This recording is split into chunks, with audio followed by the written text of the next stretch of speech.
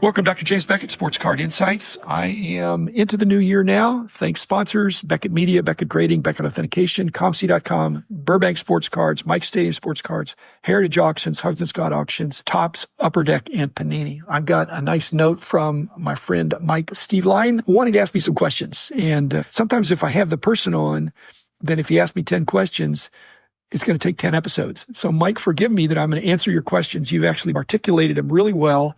Most of them I think I can answer in the spirit they were asked. And I appreciate that you absolutely love the hobby. So Mike has questions. You say, I know you're trying to downsize, but are there any big cards that you've never owned that you really want to own? Thousands of dollars or hundreds of dollars? Or what would you be looking for or interested in? Or would you be willing to trade some of your cards for a big card? And he mentions a 33 Gaudy Lajoie or a Sporting News Babe Ruth or an Old Mill Joe Jackson. I've mentioned the 33 Gaudy Lajoie. I was underbidder on that, and so that ship sailed. Sporting News Babe Ruth, I have one of those, which is a great card. Old Mill Joe Jackson, I've seen those, but I don't remember ever being an underbidder on that either. I know the guys I knew that had them, they were very tough. And like I said, when I was most active, collectors really did not sell their singles. And if they have a duplicate, they have a duplicate of that. So no, I'm not really looking to buy a card. The trading a bunch of cards, my problem is, Mike, is that in my 1% rule is I'm getting rid of 1%. If somebody wanted to give me a big boy card, as you say, for one of my 1% of cards I don't want, for sure I'd trade cards I don't want. But most people want to trade like for like. I've got a Babe Ruth. You've got a Babe Ruth. Let's trade our Babe Ruths. But they're not going to receive my bulk for a great card. Although that has happened in the history of the hobby. There was a very famous trade where 1 million cards were traded for one super valuable set. And they weren't 1 million junk cards either. But somebody just wanted it so bad. The person that had the set, which I've only known one person that had a complete set of these. I'm not going to say what it is, but they said, look, if you give us all this, yeah, we'd give you that. And the guy said, done. And he did it. And I saw the before and after, and it was amazing. In fact, again, there was only one set of these things, and this was a long time ago. Number 2, what's the oldest sports card pack you've ever opened? 55 Bowmans. That was my famous find with my good buddy Randy Root. Up in Toledo. We were up near Youngstown, Ohio. We found an unopened case of 55 Bowmans, and we just had a ball opening most of them. We kept a few unopened packs, but it was second and third series, lots of Aarons, Mazes, Mantles, Banks. There were a lot of high number series sets. It was an unopened case. And so that's my favorite unopening thing. And if I got anything before that, Mike, I might keep it not open, even though I'm a compulsive opener of packs. Number 3, what are some examples of amazing cards you've seen pulled out of packs that you pulled or somebody else? The latest one was this, I think it was a 2003-04 SP Authentic Jordan autograph. I pulled that on video, and that's probably the best card I pulled ever from a pack that I had. I certainly didn't get anything that great from this latest blaster group that I got, nothing even close. Number 4, what are some examples of your best dollar box finds? As I said in the previous episodes, I really don't think I've really gotten anything over $49. Again, Sports Card Insight. If you price something at $49 on ComC, you don't pay the extra storage charge. If you charge it at $50, so I just don't think I've really gotten stuff above $49. I would feel bad. Rich and I have discussed this. I'd feel guilty if I pulled a $100 card. I would think, not stealing, but the person maybe put it in there by mistake. So I would have a moral dilemma if it was a $100 card. A $50 card, to me, it's $50, but it might be nominally a $10 card that is very low supply and low demand. Number 5, some of your favorite in-person meetings with professional athletes. He mentions Brooks Robinson, who is a super nice guy. And then Jack Nicklaus. He was in the Jack Nicklaus Script, Ohio in 06. That sounds cool, Mike. I've not done that, but I've met a number of athletes, and I lump it though into 2 different kinds of things. It can be superficial if you don't really know them. If it's a one shot, introduce yourself, shake hands, and move on. They don't really know me, and I don't really know them. But some of them I've gotten to know a little better. Certainly, some of the old Cowboys, the Landrys, the Staubachs, and some of the guys around town here. That's been cool, but like I said, I'm more interested in knowing the person than just saying that I met the person. Number 6, how do you keep collecting from getting old or boring? You must have seen the same 30s to 80s sports cards thousands of times. That is correct, Mike, and that's why I do the dollar boxes, because I've already seen every Topps, Bowman, and Gaudy, and I think I had all of them, have had them, or used to have them or still have a bunch of them. And so he's saying he's been to a dozen nationals and making a special effort to go see the 52 Topps mantle in a showcase over at Heritage just doesn't have the same appeal. Now, I have my own 52 Topps mantle. It's not in that great a shape comparatively, but I don't need that. So that's why I love going to the National. I'm going to see what I haven't seen, and that's not boring. That can't be. I don't like looking at cards that I'm not going to buy. A lot of times, if I don't have the potential to buy it, I'm not going to the National Sports Card Museum, although I have been to some card museums, and that's interesting, but I go pretty fast. So I really want to look to buy. I'm looking in areas where I think if I find something, I'm going to buy it.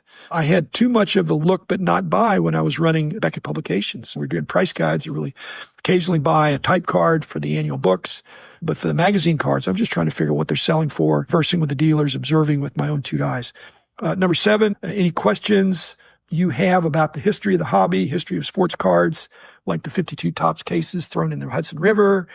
He'd like to know some of the dates of the 50s card releases. He says 54 Topps Baseball, 51 Bowman.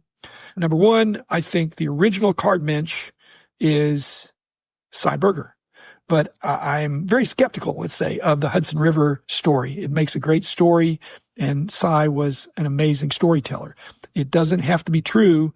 It could be apocryphal. So I'm going to leave it at that. I'm not calling him a liar. I'm just saying that's a story that is part of the hobby lore now. Although I will say this, one of the things I wanted to know and the questions I had along the spirit of your question, Mike, is that in the hospitality rooms of the mid-70s, a lot of the discussion was about the mystery of where the 1952 Topps high numbers were released. And we'd go around a room of the veteran collectors that had done buying trips. And I think people were all being honest. Everybody, it was too much. There was some friction to do this, but we discovered there were some in Kansas, there were some in Ontario, there were some in Hawaii, there were some in the Pacific Northwest. There were different pockets where some of these 52 Topps high numbers were released. So that was an investigation we did that was empirical with the veterans that had done buying trips.